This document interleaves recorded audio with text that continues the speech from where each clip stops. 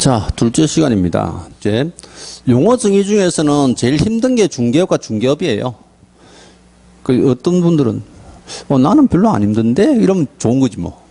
그 다음부터는 더 쉬워요. 그래서 용어 정의가 지금 4가지가 남았는데 지금 보시는 대로요.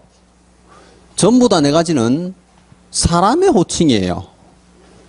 그 사람의 호칭이다 보니까 이제 여러분들이 밖에서 어떻게 이 사람을 부르느냐 하는 건데요. 그 3번에 보시면 지금 공인중개사라는 사람 보이죠. 요즘 이제 부동산에 대해서 규제를 워낙 많이 하고요. 뭐 서울 경기 지역에 이제 아파트 가격이 워낙 많이 오르고 그러니까 사실상 뉴스 같은데 이제 일단 인터뷰하는 사람 중에 공인중개사가 잘 나와요. 근데 그 뉴스를 하시는 분이 전 좀 공부 좀 했으면 좋겠어요. 인터뷰할 때 밑에 공인중개사 홍길동 이렇게 떠요. 그럼 그 사람 백수예요.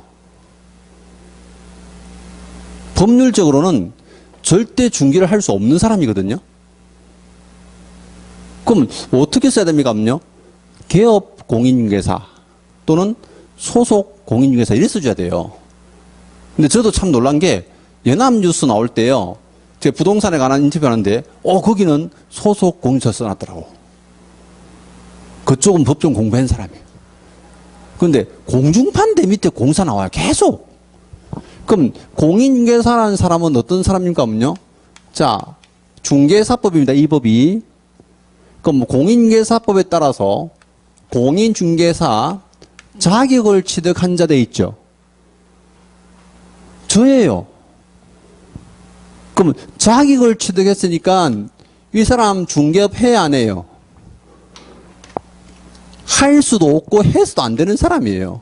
왜? 무등록이잖아. 무슨 말 알죠? 자격증만 있지 등록 안 했잖아요. 근데 자격증을 가진 사람이 우리 중개사법에는 많이 나오는데 그 자격증을 갖고 있다 해서 모두 공사 안 해요. 법률 용어는 다르단 말이에요. 그럼 그 다음에 이제 다음 좀 보시면 이제 큰 제목 4번 보세요. 앞에 단어가 자 개업 공인중개사라고 돼 있죠. 어떤 분들은 이제 자기식대로 이제 해석을 해요. 개업 공인중개사니까 공인중개사가 개업한 사람인갑다. 아니에요. 요 7글자가 고유명사입니다. 고유명사. 그러면 개업공사는 어떤 사람입니까? 중개사법에 의하여 그죠? 중개사무소 개설 등록한 자 돼 있습니다. 그럼 등록한 사람이 개업공사고요. 자격증은 딴 사람이 공사예요. 그럼 이래 볼게요. 제가 자격증을 따가지고 등록을 했어요. 그럼 저를 뭐라고 부를까요? 무슨 개업공사냐고? 공인중개사인 개업공사예요. 무슨 말 알죠? 자격증 따가지고 등록했습니다. 이 복합어가 돼야 돼. 공인중개사인 개업공사예요. 근데 제가요, 자격증 따가지고 중개법인을 설립했어요. 그럼 법인을 설립해서 법인 주식회사 이름으로 등록했어요. 그럼 그 개업공사는 뭐라 부를까요? 법인인 개업공사예요. 우리나라는 법인의 이름으로 자격증 줘 안 줘요? 절대 안 줘요. 법인들은 자격증 없어요. 그러니까 이게 개업공사라는 사람은요. 종류가 있단 말이에요. 그럼 종류를 종별이라 하는데요. 자 보세요. 공인중개사 자격증을 딴 사람이 등록하면 공인중개사인 개업공사고, 자 법인의 이름으로 등록하면 법인인 개업공사고요. 근데 우리 책에 보시면 자 부칙 6조 2항 이걸 다른 말로 이제 부칙 규정에 의한 이래도 표현해요. 그럼 부칙 규정에 의한 개업공사 있어. 그럼 이 사람은 도대체 뭡니까? 이러는데요.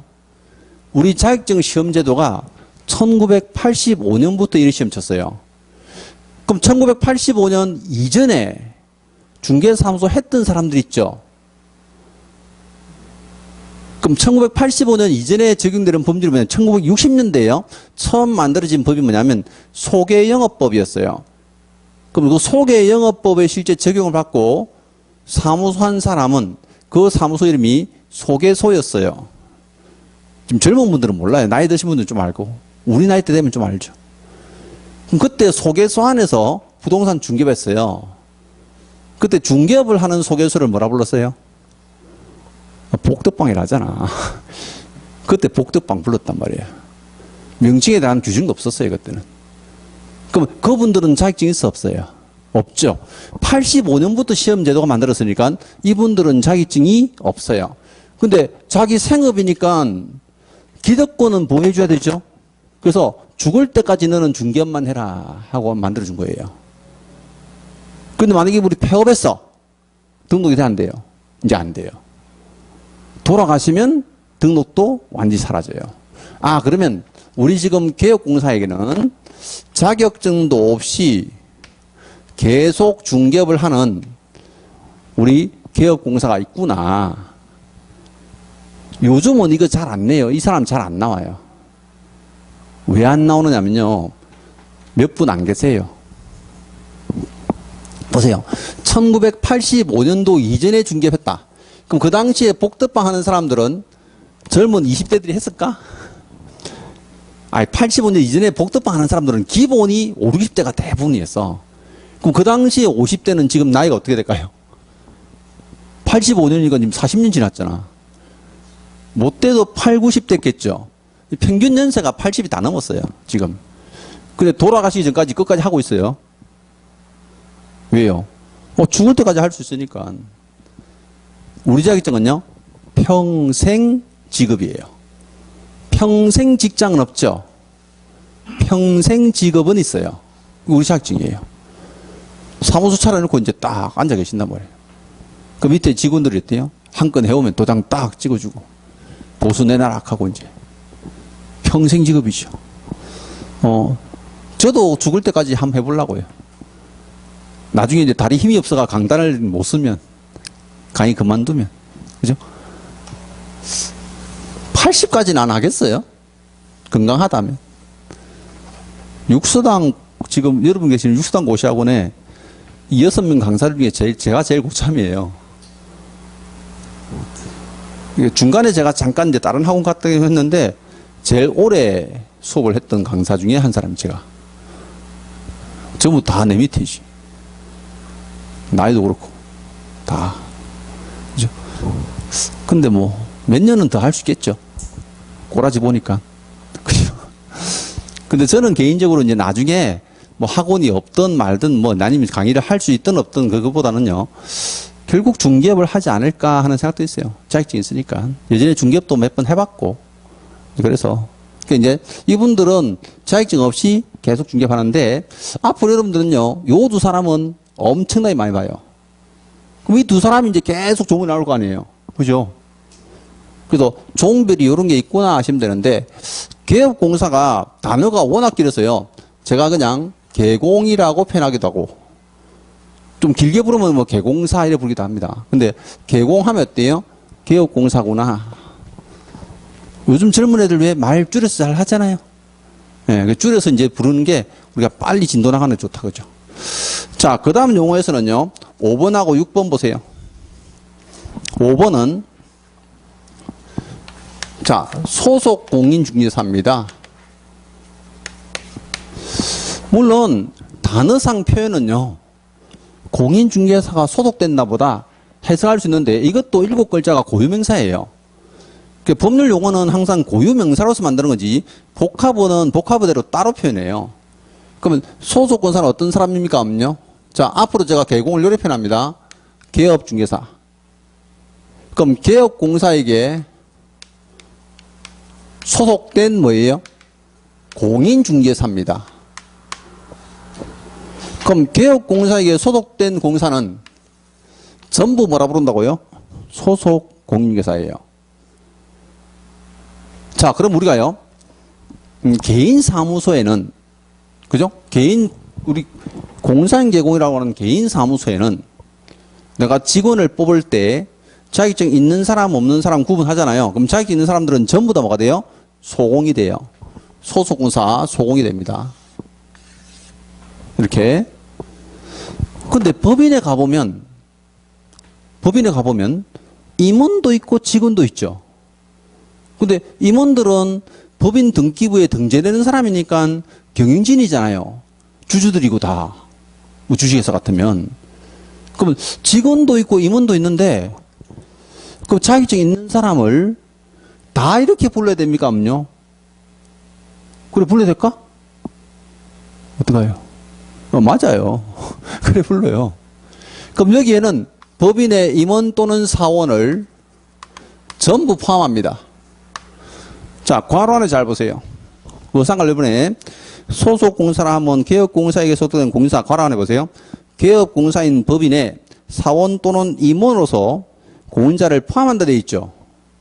아, 그러면 법인에 근무하는 사람 중에 자격증 있는 사람을 전부 다 뭐라 부른다고요? 소속 공인중개사라 부른다. 그럼 직책이나 직급을 따지지는 않는다는 뜻이에요.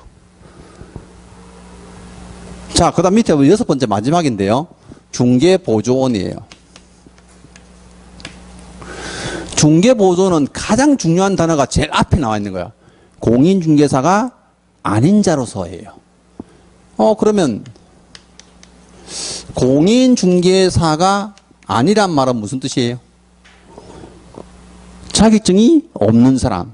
그럼 자격증이 없는 사람이 우리 개업공사에게 소속이 되면 전부 뭐라 부른다고요? 중개보조원이에요. 그럼 결국 보세요. 우리 중개사법에서는 이렇게 이제 사람을 구분할 때 직책이나 직급이나 업무 가지고 구분하는 게 아니고요.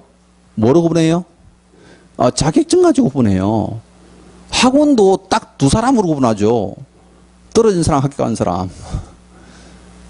51점 받은 사람, 49점 받은 사람 이렇게 구분하잖아. 61점 받은 사람. 근데 한 문제로 떨어지면 억울하죠? 예. 근데 여러분 그거 아세요? 2차 과목에서 한 문제로만 떨어지는 사람이 거의 6,000명 가까이 되는 거. 시험에서. 한 문제 한 문제가 되게 중요해요. 시험장 갔다 오시는 분들이요. 채점 하다 보면 막 딱점 나오기도 하고 막 한 개 모자란다 나오기도 하고 엄청 많이 나와요. 전국이 한 6,000명 가까이 가요. 한 문제로 떨어져요. 이게. 좀 넉넉하게 공부 좀 해. 넉넉하게 하라고 70점 받으라는 뜻은 아니에요. 평균이 70점 되려면 진짜 힘들어요. 왜? 카트라인 60점이니까. 그럼 누구나 70점 될 것 같으면 카트라인 70점 했겠지. 60점이라는 점수가요. 여러분들이 혹시 이제 초중 고등학교 대학교 때 상대평가 할 때 점수를 보면 85점짜리거든요. 우리 중개사 시험도 예전에 상대평가 한 적이 딱 한 번 있는데 그때 카트라인이 85점이었어요. 왜? 인원수를 5,000명 뽑겠다 하고 점수를 잘라버렸단 말이에요. 인원수 딱 자르니까 그때 떨어진 사람들이 전부 다 85점 이하는 다 떨어졌어. 2차 과목을 85점 이하는 전부 다 떨어졌어요. 근데 지금은 그걸 상대평가에서 절대평가로 이제 바뀌었잖아요. 그럼 절대평가 하면서부터는 60점 카트라인 만들었죠. 근데 이 60점이라는 숫자가요, 상대평가의 85점하고 거의 맞먹는 난이도단 말이에요. 그러니까 여러분들 이제 그건 아셔야 되는데, 그렇다고 내가 70점 받고 싶다. 70점 받으려면 이제 만점, 거의 만점 가까이 돼야 돼. 수준이. 그 60점을 이제 어떻게 받을 것이냐 하는 고민을 좀 하셔야 되는데, 자, 우리 시험에서는 마찬가지입니다. 학교 간 사람하고 떨어진 사람 구분하는데 여기 보니까 자격증이 있는 사람과 없는 사람이에요. 근데 조문을 보니까 소속공사는 여기 중개 업무를 수행하거나 중개 업무를 보조하는 자를 말한다. 또 이 사람은 실제 현장 안내나 일반 서무 등 중개업과 관련된 단순한 업무를 보조하는 자를 말하는 데 되어 있어요. 이거 별로 안 중요해요. 업무는 뭘 하느냐가 중요한 게 아니냐. 근데 수험생들을 속일 때는 이거 아주 좋아요. 보세요. 중개 업무를 보조하는 자는 중개 보조인을 한다. 그럴싸해. 틀렸어요. 뭐가 없어요? 공사가 아닌 자수 이 말이 없잖아. 우리 소공도 중개업무 보조할 수 있어. 보세요. 자격증 딴 사람도 중개사무소 가서 어때요? 뭐 청소할 수 있죠? 운전할 수 있죠? 중개업무 보조만 하잖아요? 그래도 자격증 있으면 뭐예요? 소공이지 뭐. 그럼 단순하게요. 자격증이 있느냐 없느냐 가지고 꼭 따져봐야 되는데 업무 가지고 따지다가 수험생이 다 떨어져요. 이게 틀린단 말이야. 업무는 중요하지 않아. 그럼 선생님 중개보조원이 중개업무 수행하면 안 되잖아요. 맞아요. 안 돼. 안 되는 건 맞는데 그럼 중개보조원이 중개업무 수행하면 소공이 됩니까? 그러니까 아니잖아. 업무 가지고 따지지 말라니까. 그러니까 용어 중에서 문제 출제되면요. 자격증이 있냐 없냐 가지고 시험 문제를 출제한다. 이게 출제. 그럼 공사가 아닌 자 나오면 어때요? 중개보조원이구나. 중개업을 수행하든 말든. 근데 공인중개사로서 나왔잖아요. 그럼 누구예요? 소공이구나. 이렇게. 그럼 잘 보세요. 이제 네 사람 다 나왔는데 공인중개사는 자격을 취득한다니까 자격증 갖고 있죠. 개업공사는요. 등록을 한 사람이니까 뭐 갖고 있어요? 등록증 갖고 있죠. 자, 이 용어들을 다 알아야지 나중에 조심할 때 이제 실제 뭐 하는 게 공인중개사는 자격증 빌려주는 사람이죠. 빌려주면 그러면 행정처분은요. 자격 취소예요. 개업공사는 등록한 사람이죠. 그럼 등록증 빌려줄 수 있죠. 그럼 이 사람은 무슨 취소당하냐? 등록 취소당해요. 이 사람이 기업공사가 등록증 빌려주는데 자기 취소된다 이래낸다니까 출제를. 그럼 사람을 구분 못해서 틀린 지문이야. 무슨 말 알죠? 그럼 앞에 이랬는데요. 공인중개사 나오면 철저하게 자격하고 관계된 사람. 이 사람은 등록하고 아무 관계 없고요. 자격하고만 관계된 사람이구나라고 꼭 하셔야 되고 개업공사가 나오면 뭐하고 등록하고 관계된 사람이구나. 등록 취소. 공사는 자격 취소. 핵심 단어를 아시면 돼요. 핵심 단어. 그러니까 조문을 언제 외우시더라도요. 핵심적인 부분이 어떻게 출제되는 것을 알고 외우시면 그게 오래 가죠. 공사는 자격 취소. 그럼 생각 안 나면 저를 생각하면 돼요. 저는 공사죠? 개업공사? 아니죠? 소속공사? 아니에요. 그냥 공인중개사예요. 요거를 조금 더 쉽게 이제 이해하면요. 공인중개사가 지 자격증 가지고 등록을 하면 공사는 개공이 되죠. 그럼 지 자격증 가지고 개업공사에 소속되면 소속공사 되죠. 근데 공사가 자격증을 장롱안에 넣어놓으면 그냥 공인사예요. 그 사람은 진정한 공인사예요. 이제 구분돼요? 그럼 자격증 있는 사람들이 많은데 반드시 사람들을 구분하셔야 돼요. 이거는. 그래서 시험에서도 사람을 얼마나 구분하느냐 하고 출제합니다. 자, 이런 이제 용어 정의 마치고요. 제 3절 봅니다. 중개대상물. 자, 중개대상물도 매년 한 문제 출제합니다. 근데 여기는 난이도가 조금 낮아요. 그럼 어떻게 낮느냐 하면요. 실제 시험에 출제되는 게 중개대상물에 해당하느냐 해당하지 않느냐. 근데 요거보다 이제 난이도가 조금 높게 나오면요. 중개대상 권리에 해당되느냐 안 되느냐. 자, 요거보다 조금 난이도가 높아지면요. 중개대상 계약이냐 아니냐. 이렇게 물어봐요. 근데 그 난이도 차이가 뭐 학급, 중급, 상급 이랬습니까? 아니요. 학급 안에서 상중하야. 학급인데 둘 다 학급인데 학급 안에서 상중하예요. 그럼 중개대상물 하니까 어때요? 물건이잖아, 물건. 그죠? 그 물건 하면 당연히 이제 뭐 보시는 대로 토지, 건축물, 그 밖에 토지정착물, 임목, 광업재단, 공장재단 5가지예요. 이건 외우셔야지. 저 뭐 부동산이죠? 그럼 동산 어떨까요? 동산. 무조건 안 되는 거지. 근데 여러분들이 배우는 실제 개론안에서 광의의 부동산 중에서요. 보면 항공기 있죠. 건설기계 있죠. 20톤 이상의 선박 있죠. 자동차 있잖아요. 전부 다 중개사람 아니에요. 그럼 준부동산 중에서는 요렇게 세 가지만 들어가는구나. 근데 수험생들이 이제 1, 2차 공부를 같이 하다 보면 헷갈리는 게, 개론에서는 부동산이냐 아니냐 물어봐요. 한 문제 꼭 나와요. 그럼 부동산이냐 아니냐 할 때는 선박도 들어가고 항공기 들어가고 다 들어가. 근데 우리는 중개대상물이냐 아니냐 물어보거든요. 그때는 이제 선박, 항공기, 동산 넣으면 안 돼. 그러니까 나중에 이제 공부하다 보면 1차, 2차가 아마 머릿속에 짬뽕이 돼가지고 헷갈려서 틀릴 수 있는데 난이도가 높아서 틀리진 않아요. 조금 헷갈리긴 한다. 근데 중개대상 권리 나오잖아요. 이 권리는 여러분들이 배우는 민법상 실제 물권법이나 채권법에 다 나오는 거예요. 그래서 권리하니까 매매를 하게 되면 소유권, 그죠? 교환도 마찬가지고. 또 지상권, 지역권, 전세권, 용익물권. 거기다가 이제 채권 중에서는 임차권, 담보물권 중에서는 저당권 이런 것도 있어요. 근데 사실 이 문제는 거의 민법상 문제거든요.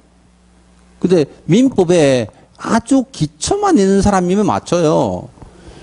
그럼 무슨 이제 여기서 질권 어떨까, 질권. 이 동상권리거든요. 민법 배우는 사람이 질권을 모르면 제가 볼 때 민법 헛배운 거야. 그럼 재작년에 시험에 나올 때 정답이 뭡니까? 금전채권 이거 나왔잖아. 사채업자 소개하면 돼, 안 돼? 안 되죠? 그러니까 이게 여러분들 볼 때는 어때요? 난이도가. 아니 못 맞추면 나중에 바보 돼요. 그러면 중개 대상이 이제 계약 나오잖아요, 계약. 그죠? 요게 이제 난이도 높았는데 사실 계약은 매매, 교환, 임대차죠. 근데 이거 보니까 어때요? 저당권도 있네. 맞죠? 그래서 이제 뭐 예를 들어서 토지의 저당권 설정 계약. 요거는 권리를 알아야 계약을 맞출 수 있구나. 이 가능해요. 저당권 설정하는 것, 돈 빌리는 거잖아요. 이거 이제 판례인데, 혹시 여러분들이 부동산 사무소, 중개사무소 가보면요. 이제 유리 같은 데 썬팅 해놨는데, 은행 마크 찍힌 거 보셨어요? 뭐, 대출, 알선 해드립니다. 아니면 심지어, 요거 이제, 뭐, 우리은행, 그죠? 대출 알선 해준다. 가능해졌어요. 그 저당권 수자인데 은행에서도 이제 그 소개하면요. 이제 대부 이제 쪽에서 대북에서 대부분 소개하면 0.2% 중개 보수 줘요. 그 법적으로 중개 보수 주게 돼 있어요. 그래서 저당권 설정 계약. 근데 보세요. 토지 매매 계약, 건축물의 매매 계약, 아니면 실제 토지의 임대차 계약 이런 건 안 내. 너무 치사하잖아, 지문이. 아니 토지 매매 계약은 당연히 중개 대상이죠. 우리가 너무 많이 난 거 상가 임대차 계약 어때요? 중개 대상이잖아. 아파트 매매 계약 그건 못하는 중개사무소가 어디 있어? 그 정도 내면 워낙 낮은 난이도가 되다 보니까 계약이라고 표현하면 계약할 수 없을 것 같은 걸 내는데 그 중에 답이 제일 많이 된 놈이 이거예요. 저당권 설정 계약인 거예요. 왜 가만히 생각해보면 안 될 것 같은데 돼요. 무슨 말 알죠? 그런 것들. 그래서 이제 여기서 중개대상물은 이렇게 구분하시는데요. 하나하나 볼게요. 4페이지 보세요. 자, 토지 돼 있는데요. 자, 제가 이론상 소유권의 범위, 도상관리본의 중개대상물 해설을 해놨는데 그냥 토지 나와요. 그럼 토지 가지고 뭐 이제 한 필지냐, 한 필지 일부냐 뭐 이런 거 숫자입니까? 잘 안 내요. 그냥 토지는 중개대상물 이거나 하시면 돼. 근데 두 번째 보세요. 건축물 그 밖에 토지적 청물이죠. 자, 여기서는 중요한 게 그 동그라미 3번이에요. 중개대상물. 이거 시험에 잘 나오죠. 건축 중인 건물로 되고요. 건축 허가 받지 않은 불법 건축물로 되고요. 소유권 보존 등기하지 않은 미등기 건물로 돼요. 그게 소위 말해서 이거죠. 제가 이제 땅을 갖고 있는데 이 땅을 팔아먹어야 돼. 어떤 사람이 땅만 살 사람이 없어. 건물이 있었으면 좋겠다는 거죠. 그럼 제가 그분한테 이러죠. 내가 여기다가 상가 건물 2층짜리 지을 건데 그 상가 건물 니 살래? 팔 수 있다 없다? 있다니까요. 땅만 밀고도 건축물이 실제 이제 어때요? 들어올 걸 예상해서 팔 수도 있어요. 건축 중인 건물도 되지만. 근데 보세요. 여러분이 가장 이해가 빠른 게 뭐냐면요. 장래에 건축될 건물도 중개할 수 있다는 얘기죠. 그럼 장래에 건축될 건물이라는 표현은 판사님이 쓴 표현인데, 대부분 판사님이 쓴 표현인데, 무엇을 보고 그렇게 불렀을까요? 아파트 분양권이에요. 그래서 우리나라는 선분양하고 나서 후시공하잖아요. 근데 그게 후시공해가지고 완공될 때까지 분양권 사고 팔죠. 그때 그 분양권을 뭐라 부릅니까?면요, 장래에 건축될 건물이라 불러요. 그래서 여기 보니까 그러면 우리 권리 중에서 모두 포함된다. 분양권 포함되는구나. 아파트 분양권 중개할 수 있구나. 근데 이거 밖에 나가면 다 하는 거 알잖아 우리. 아파트 분양권, 상가 분양권 다 하죠.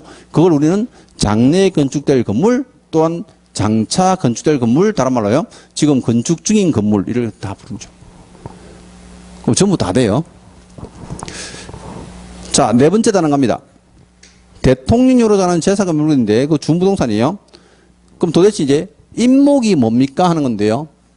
임목은 소유권 보존 등기한 수목의 집단이에요. 자, 나중에 여러분들이 이제 시험에 수목이 나오는 걸 볼 건데요. 나무죠. 나무 숫자에 나무 목자예요. 한자가. 그럼 수목은 시험에 크게 세 가지가 나와요. 이게 가식의 수목이 있고요. 명인 방법을 갖춘 수목이 있고, 그 다음에 등기된 수목이 있어요.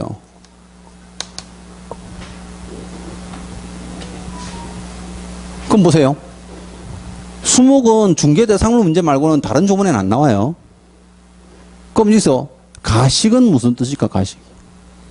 야, 이 가식적인 인간아, 이럴 때 가식 아니에요. 이게 거짓가짜에다가 심을 식자잖아요. 거짓으로 심어놨대. 왜? 나무를 살짝 심어놓은 거예요. 이식하려고요. 조경하시는 분들이 그렇게 많이 하죠. 그래서 가식의 수목은요, 중개대상 아니에요. 어차피 동산으로 취급해요. 동산. 근데 우리 책에는 지금 없지만요, 명인방법 같은 수목이 있다는 있는데, 이 명인방법 뭐냐면요, 이런 거예요. 자, 보시는 대로, 자, 토지 위에 나무가 자라고 있는데 이 토지 소유자가 A예요. 그럼 나무는 증착물이잖아요. 근데 B라는 사람이 조경업자인데 나무를 사러 왔어요. 땅 살 돈은 없어. 나무가 보니까 단풍나무에다가 막 실제 보니까 조경수로 쓰면 너무 좋을 것 같아. 우리나라는 국유림 손 못 대요. 침류수들은 못 빼요, 또. 지금 그때 옛날에 왜 산불 났을 때 난리가 났잖아. 우리나라 소나무 침류수만 하도 많이 심어가지고 산불 끌 수가 없었다고. 그죠? 더 이제 실제 난리가 났다고. 그 나라에서 사실 산림에 관한 정책을 처음부터 잘못 세웠기 때문에 그 이제 산림 불이 많이 나고 그랬던 거예요. 근데 침류수 같은 것들은요, 지금 아직까지도 법률로는 손을 못 댑니다. 내 개인 사유지라도 자르면 형사처벌합니다. 근데 가보니까 활렵수야. 활렵수들은 다 베도 돼요. 국유림이나 보존림이 아니거든요. 그러면 단풍나무, 느티나무 막 이런 게 이제 쫙 있어. 이 사람이 나무를 샀단 말이에요. A씨한테 얘기해가지고, 야, 300만 원 내놔라. 샀어요. 근데 나무를 사고 나니까 이 사람이 불안해. 맞죠? 왜? A씨가 땅을 팔아버리면 나무가 다 따라가잖아요. 우리가 보통 산에 있는 나무를 사면 어때요? 땅을 살 때 나무가 따라온다 생각하지, 나무만 따로 산다는 생각을 잘 안 하죠? 보편적으로 안 하잖아요. 자, 그러다 보니까 이제 이 나무 소유자가, 수목 소유자가요, 불안해서 여기다가 철조망을 쳤어요. 울타리를 세운 거죠. 여기다가 목차를 세웁니다. 이 나무는 B씨 겁니다. 손대지 마세요. 하고 이제. 그럼 이걸 뭐라고 그래야 하면요? 명인방법이라고 표현해요. 요즘은 임목법이 생겨서 이렇게 잘 안 하는데요. 우리 어릴 때만 해도 실제 나무, 산에 놀러 가면요. 나무에다가 철조망 치거나 담, 울타리 쳐가지고요. 표시를 엄청 많이 해놨었어요. 그 명인방법 갖추면 이때부터는 이 나무는요. 수목은 완벽하게 B씨 거예요. 그럼 A씨가 아무리 땅을 팔아도 어때요?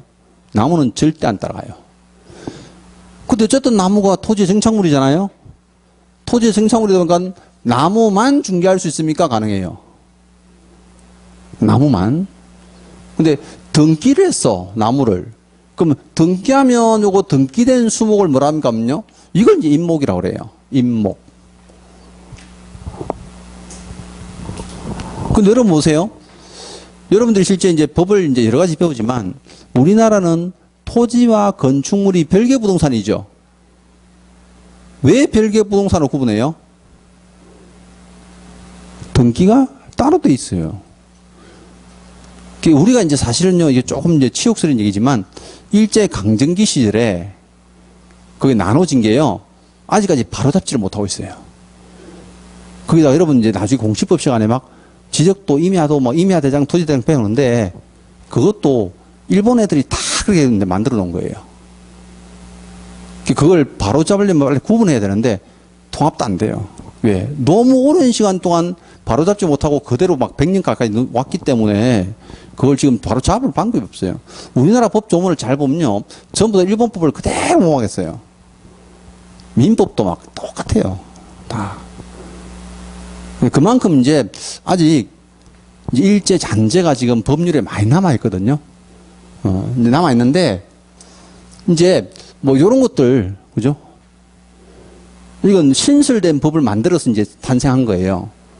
원래 나무들은 중개를 별도로 못하게 돼 있었는데, 이제 요렇게 별도로 분리하니까 괜찮다. 그럼 보세요. 건축물도 별개로 등기되죠. 그러니까 독립된 부동산이에요. 그러면 건축물도 독립된 부동산으로 인정해 주는구나 하고 이제 만들어진 거죠. 그럼 임목도 어때요? 등기하니까 완벽하게 어때요? 이건 독립된 부동산이에요. 그럼 토지를 처분해도 임목은 따라가지 않습니다. 요거는. 그럼 요게 이제 우리가 임목이라는 표현 쓰고요. 그러면 밑에 이제 마지막에요. 공장재단, 광업재단인데 재단이 무슨 말이에요? 재산의 집단이에요. 그럼 사단이 뭐예요? 아이고 사단 났다 이게 아니고 사단은 사원의 집단이에요. 이게 사단은 사람이 모인 거고요. 재단은 재산이 모인 거죠. 나중에 여러분들이 사단이라는 말을 들어봐요. 나중에 협회 가면 협회는 사단법인입니다 해. 그 재단법인 나면 무조건 X예요. 사원들의 집단, 이게 사단이고 재산을 모은 집단이 재단이에요. 근데 보니까 어때요? 광업재단이 있고 공장재단이 있죠. 법률은 하나입니다. 공장 및 광업재단 저당법이라고 있습니다. 그럼 재단은요, 광산업을 하는 사람이 자기의 재산을 모아서 등기를 해요. 또 공장을 운영하는 사람이요, 공장 안에 있는 재산들을 모아서 등기를 해요. 그럼 공장 안에는 기계도 있고 땅도 있고 건물도 있고 비품도 있고 다 있을 거 아니에요. 그 전부 다 모아서 등기해요. 왜요? 돈을 많이 빌리려고요.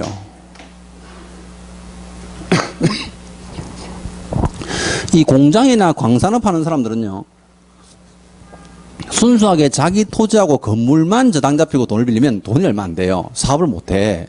근데 재단을 만들면 돈을 엄청 많이 빌려줘요. 왜 여기서 이제 이 광산업 하는 사람은 더 중요한 게요, 이게 광업 채굴권이라는 권리가 엄청 중요하거든요. 그럼 재단 속에다가 광업 채굴권 집어넣고 토지 건물 집어넣어서 내가 은행 가서 돈 빌려주면요, 원래 시세보다도 한 대여섯 배 빌려준단 말이에요. 왜? 내가 광산업 하고 싶으면 이 재단만 사버리면 되거든요. 그럼 광업 채굴권도 따라오잖아요. 그럼 나는 국가에다가 광업 채굴 허가 받을 필요 없어요. 그럼 이 공장 재단 안에 공업 소유권이라는 일단 떼요. 권리가 들어간단 말이에요. 그럼 권리든 뭐든 다 집어넣어서 재산을 만들어서 등기하면 돈을 많이 빌려줘. 그래서 이제 재단을 만드는 건데, 자, 그럼 재단을 만들고 등기하게 되면요. 이때 소유권은 당연히 인정되는데 재단 전체에 저당권 인정해줘요. 재단 전체에 대해서. 돈을 왕창 빌려주구나 보시면 돼요. 근데 여기서는 제일 중요한 단원이 뭡니까? 한번 여보세요. 이 재단을 내가 등기하고 나서요. 재단 속에 속한 토지만 팔아먹고 싶어요. 어떤 사람은 토지만 사러 왔어. 팔 수 있다 없다. 자금이 필요하니까 요거 좀 팔아서 내가 돈 좀 이제 보충해야 되겠다. 돼, 안 돼? 큰일 나죠. 아니, 재단 전체를 만약에 20억으로 보고요. 저당권을 15억 설정했어요. 근데 그 20억짜리 재단에서 10억짜리 건물을 팔아먹어. 땅을 팔아먹어. 그 말이 안 되잖아요. 재단은요, 한 번 등기하고 나면 분리해서 절대 처분할 수가 없어요. 근데 요 개념은 나중에 여러분들이요, 등기법에서 또 배우긴 합니다. 그럼 읽어볼게요. 등기 용지가 하나로 되어 있어요. 그러면 등기 용지가 하나인 것은요, 대한민국에서는 이거 분리 처분할 수 없게 되어 있어요. 그럼 잘 보세요. 토지. 자, 한 필지 토지가 있죠. 그럼 등기부가 한 장이잖아요. 그 중에 내가 지금 면적이 500제곱미터인데 200제곱미터만 팔고 싶어요. 될까 안 될까? 안 돼요. 200제곱미터만 저당권 수령하고 싶어요. 그 은행에서 미쳤나 이러죠. 그거 안 돼요. 자, 제가 건물 있어요. 단독주택 있어. 그럼 단독주택은 등기용지가 한 장이죠. 등기부 하나잖아. 근데 화장실만 팔고 싶어요. 정신병 보내야 되죠. 작은 방만 내가 저당권 수령하고 싶어. 은행에서 미쳤나 이러잖아, 이거. 무슨 말 알죠? 등기용지가 한 장인 것은요, 분리처분을 아예 못하게 돼 있어요. 그런데 이건 생각해봐요. 제가 단독주택이 있는데 작은 방만 임대차를 하고 싶어요. 왜? 방이 하나 노니까. 돼, 안 돼? 되죠, 그거는. 내가 토지가 있는데 500제곱미터 중에서요, 어떤 분이 100제곱미터만 빌려달래. 될까 안 될까? 그건 되지. 그러면 분리 처분을 할 수 없는 대신에요, 요거 임대차는 어때요? 가능해요. 그러면 소유권 처분이나 아니면 지금 저당권에 관한 설정을 말하는 거죠. 그래서 이제 요거는 임대차까지 가능하다.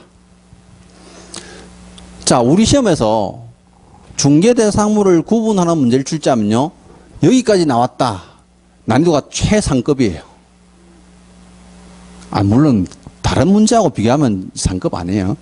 중개대상물 문제 중에서는 최상급이야. 요까지 나왔다. 최상급이야, 이거. 근데 이런 거 나오죠? 그냥 중급 정도 보시면 되고. 그죠? 학급 안에서 중급이에요. 이 정도 이해 못해가지고 못 맞춘다. 그건 큰일 나는 거지. 그죠? 중개대상물은 매년 한 문제 출제를 합니다. 자, 그 다음에 5페이지 한번 보세요. 제가 정리해놨어요. 중개대상물에 구분되어 있는데, 자, 쌍갈로 1번, 2번, 3번 요 정도 외우면 한 문제를 거의 맞춰요. 여기 안에서 거의 다 답 다 나왔어. 그럼 보세요. 부동산이 아닌 것 돼 있죠? 그럼 부동산이 아니니까 중개대상물 아니에요? 동산, 검정, 이동 가능한 조립식 건물. 여러분, 이동 가능한 조립식 건물 하면 컨테이너 하우스 있잖아요. 이런 거 생각하면 돼요. 온천수, 세차장 구조물, 상가 권리금 아니고요. 그 다음에 두 번째 보면요, 부동산이지만 대상물 아닌 것. 그게 바로 광해부동산이잖아요. 개론시간 해보는 거. 어업권, 어업재단, 항만송, 사업재단, 항공기, 건설기계, 20톤의 선박, 자동차 이런 거요. 이건 광의의 부동산은 맞죠? 하지만 대상물은 아니에요. 근데 이번 보세요. 중개대상물이 될 수 없는 것도 있는데요. 이건 왜 이제 안 되느냐면 거래가 안 돼요. 처음에 국공유재산 돼 있죠? 행정재산, 공공건물, 청사, 문화재. 저는 개인적으로 꼭 갖고 싶은 토지하고 건물이 있는데요. 그게 청와대예요.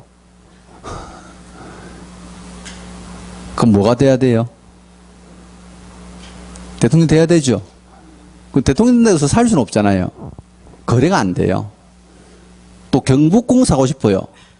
말도 안 되죠. 문화재 대상물 아니에요. 그러니까 이거죠. 토지나 건축물의 모습을 갖췄는데 거래가 안 돼서 중개대상이 되지 못하는 거예요. 그 다음 그 밑에 동그라미 2번은요. 미채굴 광물 나오는데요. 혹시 여러분들이 이제 집에 땅이 있어가지고 땅 파다가 금광이 나왔어. 그럼 큰 소리 내면 큰일 나요. 왜? 내 거 아니에요. 원래 광물은요. 처음부터 누구 거예요? 국유재산이에요. 그럼 내 땅도요. 다 뺏겨요. 내가 땅 파다가 석유 나왔는데요. 그러면 실제 뭐 영화 자이언트처럼 와 대박 났다 뭐 그죠? 아니에요. 원래 광물은 국유라고 우리 법에 나와 있어요. 무슨 말 알죠? 그럼 거래할 수도 없고요. 예. 그럼 만약에 혹시 이제 금광이나 뭐 다이아몬드가 일어나면요. 저를 부르면 돼요. 천막 치고 밤에 몰래 파내야 돼. 무조건. 중개대상 안에 보상도 없어요. 이거 10원도 없어요. 나중에 땅 다 뺏기고요. 광물도 다 뺏기고 막. 예, 원래 국가 거라고 돼 있습니다. 법에. 근데 혹시 어떤 분이 이래요. 선생님 땅 파다 보니까 고려청자가 한 500개 나는데요. 그건 대박이지. 문화재는 개인 소유 인증해 주고요. 혹시 이제 국가에다가 그걸 기부하면요. 보상도 시세의 30%까지 해줍니다. 그러니까 문화재는 괜찮은데 광물은 절대 안 돼요. 그 다음에 무주부동산, 주인 없는 부동산이죠. 민법상 국유로 추정한다고. 공유수면인 바다는 땅 아니에요. 바다는 전부 다 국가 소유입니다. 또 사건이 소멸된 포락지 나오는데 이건 뭐냐면요. 혹시 여러분들 이제 왜 울산에 태화강이 있잖아요. 태화강. 그럼 태화강은 개인 소유 하천이 아니거든요. 국공유 하천이란 말이에요. 그럼 국공유 하천은 이제 비가 너무 많이 와가지고 하루에 내가 농지가 있었는데 하천이 범람해가지고 농지가 전부 다 소실이 돼버렸어. 그러면 하천이 실제 어때 다 덮어버리면 땅이 아니죠. 이때는요 소유권을 상실해요. 소유권을 상실한다든지 이제 사건이 소멸된 일을 불러요. 그럼 그 포락지도 전부 다 누구게 된다고요? 국유가 됩니다. 국유. 이것도 보상 10원도 없어요. 왜? 땅을 관리 잘못한 죄입니다. 이거는. 본인 땅은 본인이 철저히 관리하시고 해야 돼. 물론 수혜지역이라고 뭐 현금은 좀 모아주겠지. 근데 국가에서 따로 보상하고 이러진 않아요. 이런 것들이 이제 대상물 아닌 것이고, 그 다음에 쌍가로 3번 가면요. 중개대상 권리가 되는 것과 되지 못하는 이제 권리 부분인데, 여기서는요, 동그라미 1번에 중개대상 권리가 되는 것 있죠. 되는 것 중에서 시험에 제일 잘 나온 게 첫 번째를 끝에 보면 저당권, 건저당권이에요. 저당권, 건저당권의 성립 이전.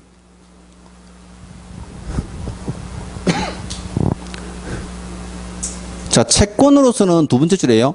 환매권 보입니까? 환매권의 성립 이전. 전부 중요할 수 있습니다. 환매권이 뭔지는 나중에 공시법 시간에 배워요. 권리 부분은 따로 이제 다른 과목에 수업하니까. 그럼 동그라미 2번에 중개대상 권리가 되지 못하는 것 보세요.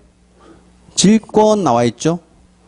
분묘기지권, 무채재산권, 검전채권 이런 것들입니다. 뭐 뒤에 부분은 조금 이제 안 봐도 돼요.